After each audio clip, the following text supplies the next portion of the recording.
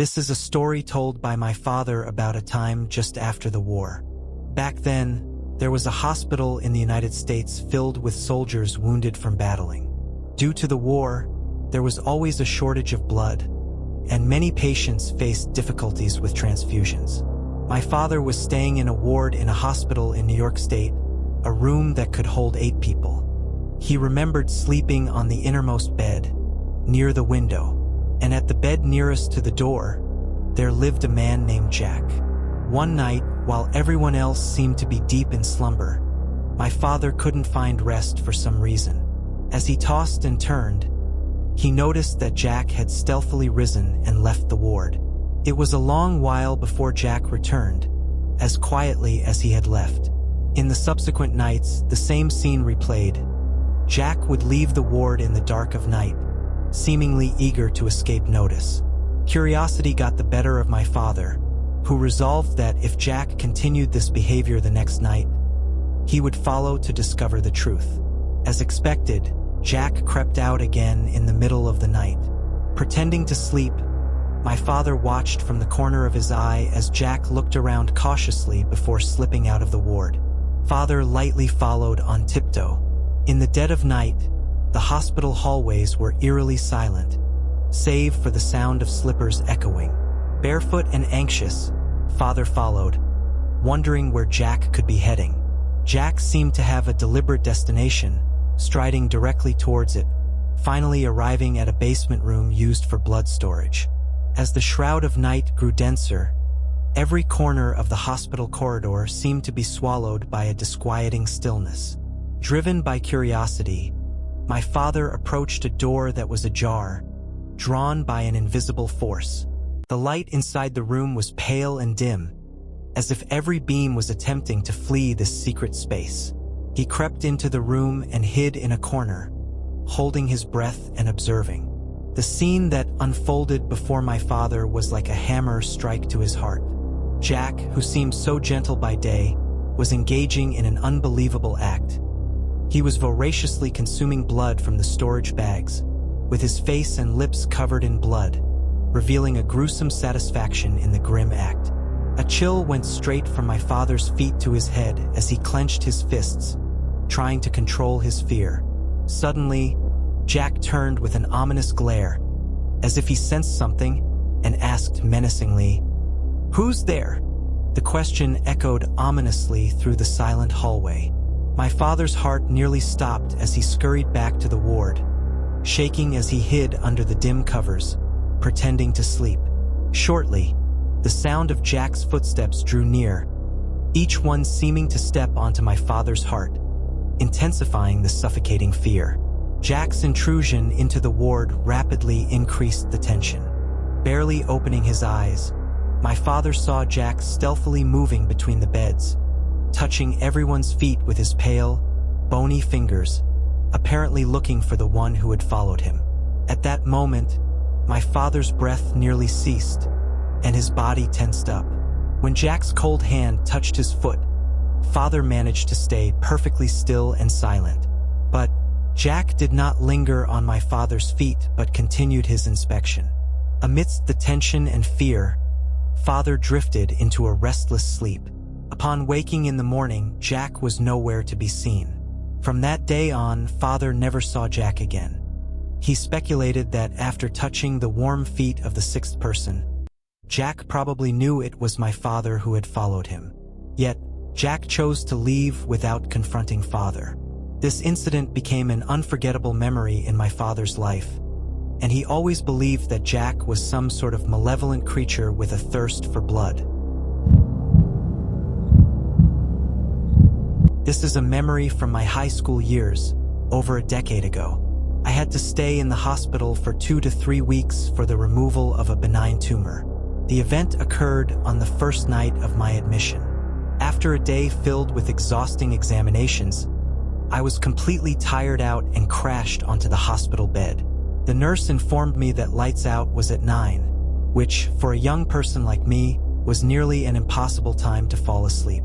Surprisingly, I fell asleep quickly after the lights went out. I was assigned to a double room with my bed on the side closer to the hallway. I can't remember what time it was, but suddenly, I was startled awake by a voice coming from the other bed near the window. Could it be a ghost? At that time, I was still curious about ghosts and wanted to investigate. Listening closely, it sounded like a television, something akin to the sound of a talk show. But I couldn't make out the specifics of the conversation, and the speaking voice was whisper-like, piercing to the ear. Despite covering my ears and turning over to continue sleeping, I am naturally nocturnal, and starting to sleep at 9 was difficult. Coupled with the noise, I was utterly unable to rest. I hesitated whether to go see a nurse or pull back the curtain to complain myself. Annoyed as I was, I didn't want to trouble others on the first day of my hospital stay, so I decided to endure it for one day, and if it continued, I would bring it up. I had made up my mind, but the irritating noise made it unbearable. I deliberately sighed heavily, hoping the other would understand my displeasure. Then, from the bed next door, a burst of laughter came. Could this person really find something to laugh about? I turned my head towards the bed by the window, curious about what was happening. Only a curtain separated us. I could see the flickering lights from the television and the silhouette of a person through the curtain. The person stood up from the bed, and I noticed they put on a pair of dark red slippers, so dark they were almost black, initially thinking they were heading to the restroom. Unexpectedly, after putting on the slippers, the person walked towards my direction. It was as if they were gliding, dragging their feet slowly. Then they touched the curtain, which clung to their shape. Through the undulating curtain, I could clearly make out the outline of a person. Their actions froze me in place, as fear tightly gripped me. I looked up at the curtain, praying they wouldn't come any closer. Just as I thought that, the person stopped and suddenly raised their hands, slowly lifting them, and the curtain rose along. What appeared bit by bit was a robe with red dots. Following the lifted curtain, a bright red apron also emerged. Their dark red slippers, the robe with red dots, and the red apron, all were the color of fresh blood, appearing particularly stark. After slowly raising their hands, they again slowly walked towards me. Terrified, my heart nearly leaped out of my chest, and I fainted with a scream. When I woke up the next day, I found myself in a strange single room. I immediately pressed the call button for the room, and when the nurse came in, I excitedly recounted my experience from the previous night. After listening, she didn't say much, just directly helped me change rooms. From that day on, I was moved from the double room to a 6-person room, relying on sleeping pills to fall asleep each night. The bustling ants during the day in the ward somewhat reassured me. Later, I completed my treatment. However, I still don't know what exactly happened in the bed next to mine that night. Reflecting back on the nurse who seriously listened to my complaints, she didn't offer any words of comfort, but immediately helped me transfer rooms with a serious expression. She must have known some secret about that place. One more thing, there indeed was someone staying in the bed next to me, but that person was wearing ordinary pajamas, a top and long pants, not a one-piece robe or apron. I later thought that old lady who slept in that bed must have been quite a character. After all, she dared to sleep there. Also, the curtains in the hospital ward were thick. The light from the television shouldn't have been visible through the curtain. So what exactly did I see in that shadow? This event transpired 15 years ago, not long after my graduation, when I began my role as a radiologic technologist at a hospital in the United States. One night, during my shift, an emergency case was admitted. Having conducted the urgent checks required, the patient was then escorted to the ward, marking the conclusion of my hectic duties for the evening. As the clock struck midnight, a sinister hush fell over the empty hospital corridors.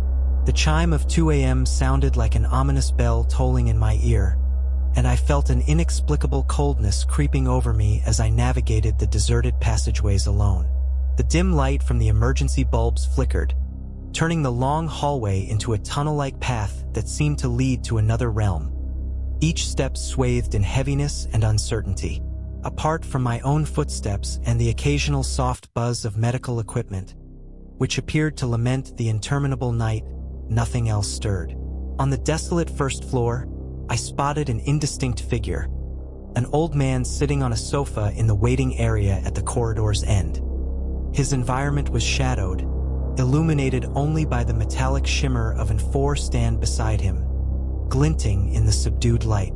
The old man's head appeared to merge with the dark background, his sparse white hair exuding an air of forlornness, as if he were a spirit swallowed by the night.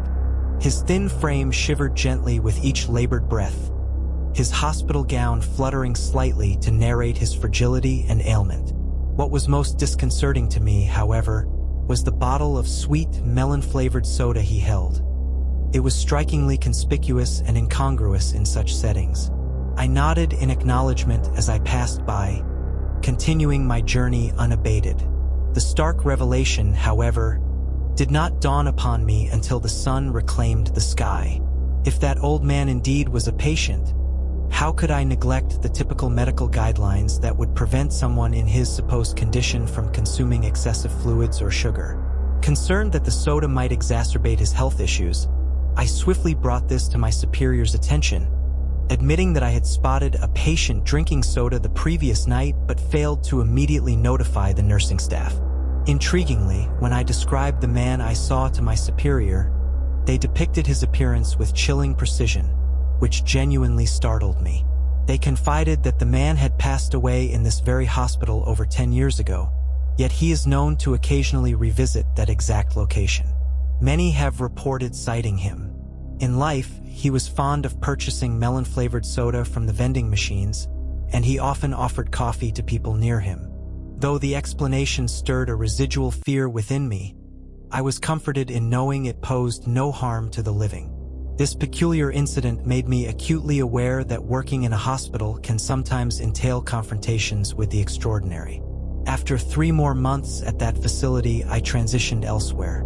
The hospital still remains operational today, and perhaps the old man continues to frequent the first floor waiting area during the night, clutching his melon-flavored soda.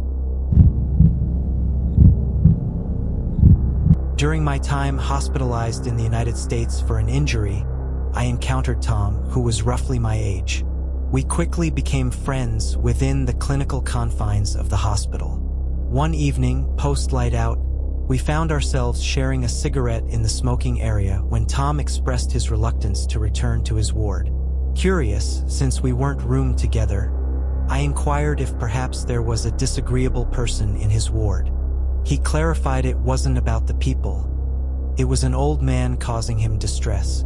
I initially sympathized, assuming the challenges posed by some elderly patients, but he corrected me with a frown, indicating it would be simpler if the old man were, in fact, living. This intrigued and confused me, prompting me to ask for more details.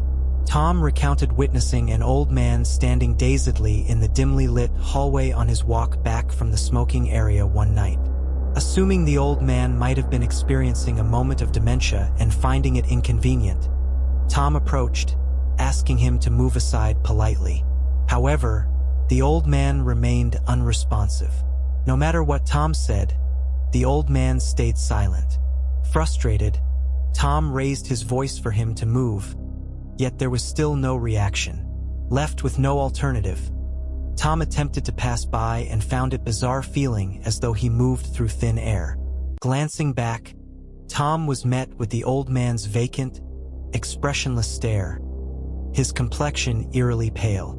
Instantly, Tom felt this was no ordinary elder and rushed back to his bed, shaking beneath his covers for the remainder of the night. The following morning, as the nurse made her rounds taking temperatures, Tom inquired about the presence of this old man. The nurse laughed uncomfortably, replying, "Ah, so you've seen him too? You're special, aren't you?" With this response, Tom partially understood the situation, wishing it to end there. Yet, the ordeal intensified. Awakening during the night with a need for the restroom, Tom was horrified to find the old man standing beside his bed. He was too petrified to move, opting to stay concealed under his covers until morning rather than risk encountering the old man again. After extinguishing his cigarette, Tom sighed, voicing his dread of facing the old man again at the prospect of returning to the ward. Heated by his tale, I suggested placing a bowl of salt in his room, believing it might offer some protection. Together, we journeyed back to his ward. Passing through the corridor, I questioned whether the old man was there, but he wasn't. At his room's entrance, peering inside, I noted his bed was positioned by the window on the inward side. Tom mentioned that when the old man appeared, he usually stood beside his bed. We set up a tiny mound of salt on his bedside table. The following morning, while I enjoyed a cigarette in the smoking area, Tom approached me with a ghostly pallor. He began, stating the previous night was atrocious since he placed the salt-filled dish beside his pillow, resulting in a distressingly vivid dream. In his nightmare, he found himself before an ancient thatched cottage, entering to discover an old Japanese-style house. Outside a closed room, after managing to fall asleep, he dreamt of unsettling occurrences within, hearing whispers in his dream saying, "It's ruined, now messed up." Upon waking, Tom saw the salt had dissolved into a gel-like puddle.